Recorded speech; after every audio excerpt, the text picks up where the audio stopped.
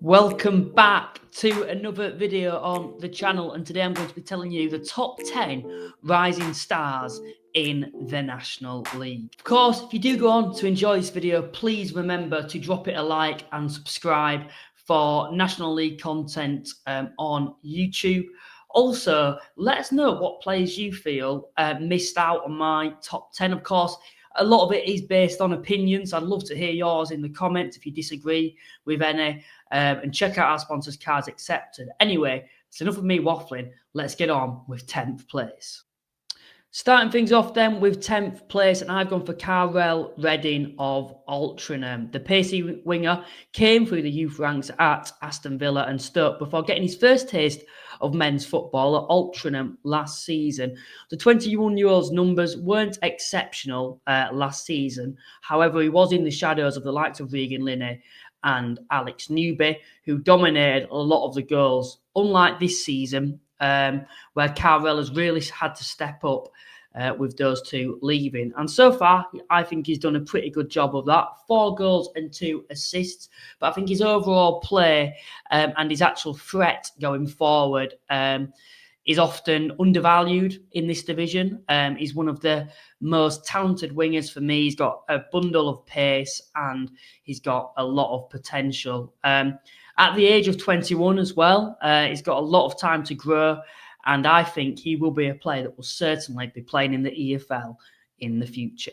9th place then, and I've gone for Scunthorpe United midfielder Oliver Ewing. Since moving to Scunthorpe from Buxton in the summer, Oliver Ewing has very quickly established himself to be one of the key players in that Scunthorpe United side. He's very energetic, very good defensively, and he offers something as well going forward who help complement other attackers with the likes of, Carl Roberts, Danny Whitehall, and Declan Howe going forward. I was mentioned, in the summer by a Scunthorpe fan about him to keep an eye out for him, of course, coming from the lower leagues. And he's certainly lit up this division for me overall so far this season, being one of Scunthorpe United's key players. And at just 22 years of age, Oliver Ewing has got a lot of potential to be able to move into the Football League in the future. 8th place then, I've gone for Harry Boyes of Southend United. Of course, the fullback there, certainly been a great signing for Southend in the summer, who of course has come from Sheffield United. He's actually previously had experience in the National League too for Solihull Moors. Of course, in the EFL as well, he's already got a bundle of experience. And he's certainly one for me that I think in the future will certainly be returning to League Two, if that is with Southend or not. But he certainly gives another option for Southend this season. Previously, they've been very heavy on going down the right-hand side, where now, since he's come into the side, they can also go down the left, because although he's very good defensively, he offers a lot going forward. He's already got 4 assists from fullback so far this season, which is quite impressive considering the position. And for Southend, he's certainly been one of the key players in the opening third of the season for them. 7th place then, and I've gone for Kain Adom of Gateshead. Kian's been one of the brightest sparks of a struggling Gateshead side this season so far, scoring 11 goals in 17 appearances from the wing as well. No other player in the National League who plays on the wing has scored anywhere near the same amount of goals as him. If you actually take his goals out of this Gateshead side as well, the Heat would currently sit bottom of the National League. They'd lose a total of 9 points. I think that really highlights the importance of this player to Gateshead, and I feel for them, I do fear that he will certainly be one of the players that sides from the higher up the pyramid, and probably even other National League sides, will be looking at when January does come around. 7th place then, and I've gone for Josh Stones of York City. One of the star strikers in this league, but in his time at York City, he's often had to have an impact from the bench. Of course, he's previously been on loan at the likes of Oldham last season, where he was excellent for them. And signing for York, he's always been in the shadow of Ollie Pearson. It's always felt like you couldn't play both of them up top. So a lot of his goals have obviously had to come from the bench. What's good for him now, and I think good for the division and for York City as well, is since Stuart Maynard's come in to manage the side, he's become a regular starter alongside Ollie Pearce, and he's actually scored 7 goals so far this season in the National League. And I think by the end of the season, he'll be on to score probably coming towards 20 goals if he carries on the road that he's currently on in terms of his goals per actual games that he will be playing, because I think he's going to be playing more games now. I think as well what proves to me that I think he's capable of playing at a higher level in the future as well is that we've seen him in the FA Cup participate in games against Barnsley where he was one of the star players. I believe he did actually score in that game too, and that's against League One opposition, which just proves that this young striker has got so much potential. He's big, he's strong, he's got pace as well, and he's certainly one of the best strikers in the National League this season, and that's why I think he's certainly going to be a player that will go on to play at a lot higher level. Sticking with York City then, and for 5th place, I've gone for Malachi Fagan-Walcott. The 23-year-old versatile defender is probably the most all-rounded centre-back in the National League. He's defensively very strong in the air. He's got pace at the back as well, and he's very powerful too. He's also a very good footballer in his own right. He's not your stereotypical no-nonsense centre-back. He has got a lot about him. And that does, of course, bring us on to the attacking side to his game from the centre-back position. So far this season, he's scored 4 goals and got 3 assists from the centre-back position. He often starts a lot of York City's attacks and creates them too. And like I've previously mentioned, he's a very versatile individual who could definitely fit in a number of positions in that York City side if necessary. He's been known to play at fullback in the past, but I'm sure he's also capable of playing in the midfield as well. And he's certainly someone for me that's got a lot of potential. In 4th place, then, we've got the youngest player on this list, and it's England youth international Oliver Watmuff. The 18-year-old goalkeeper is currently on loan at Rochdale from Manchester City, and so far he's kept the most clean sheets in the National League this season with 10, whilst also averaging to concede less than a goal per game.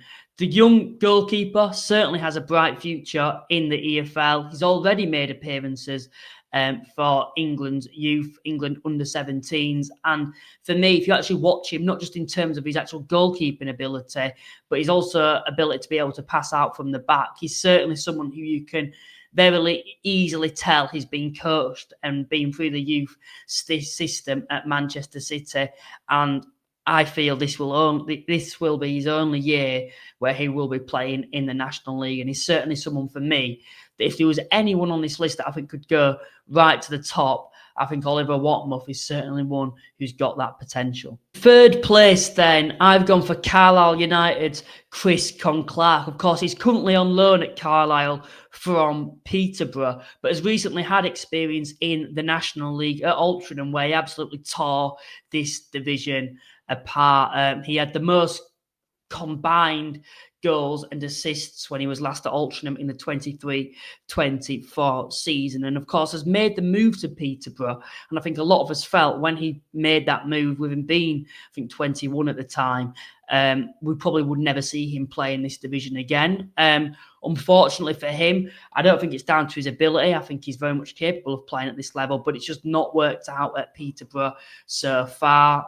He struggled to feature. Of course, Peterborough themselves have struggled over the last couple of seasons, which I don't think's helped him. He's come into a poor side rather than playing with players, that can help improve him too. But of course, he's since come back on loan into the league at Carlisle United, and he's already had quite a good impact. He's got 3 goals so far for Carlisle United and 5 assists in just 7 appearances too.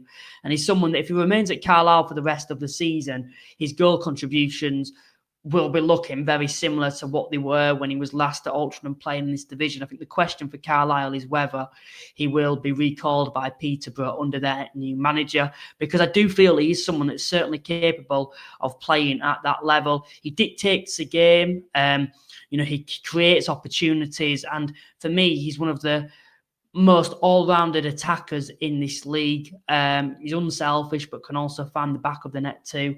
And that's why I've got Chris Conn-Clarke in third place. In second place, then, I've gone for Rochdale's Sam Beckwith, of course, playing at centre-back. He's been part of the best defence in the National League so far this season. He was very well respected when he was previously at Maiden, and of course, a couple of years ago, made the move to Rochdale. And of course, when it's always a question, isn't there, when you go into a bigger club, whether you will be able to fill that role. And so far, he certainly has. He's, in my opinion, probably the best centre-back in the National League currently at the moment. A bit like Fagan-Walcott, maybe not to the same extreme extent, but he's good going forward in terms of, him starting the attacks. He's got a couple of assists so far this season. He's powerful in the air, and he's a very good all-rounded centre-back once again. Playing in a football inside that Rochdale are known to, you've got to be good with your feet, and Sam Beckwith certainly is. And for me, he's someone that is destined to play at least in the EFL in the future, and that's why I've got him in second place. First place then on this list, I've gone for the 22-year-old sensation, Abdul Abdulmalik. He's that good, they named him twice. Of course, the attacking midfielder has come on leaps and bounds this season at Boreham Wood, of course, making the step up from the National League South since Boreham Wood were promoted. And I think he's certainly someone who's going to be on a lot of EFL clubs' radar in January. And I think a lot of people fear the worst for Boreham Wood in terms of not being able to keep hold of him, because I think it's going to be a very, very tough ask. He's got 8 goals in 21 appearances so far this season.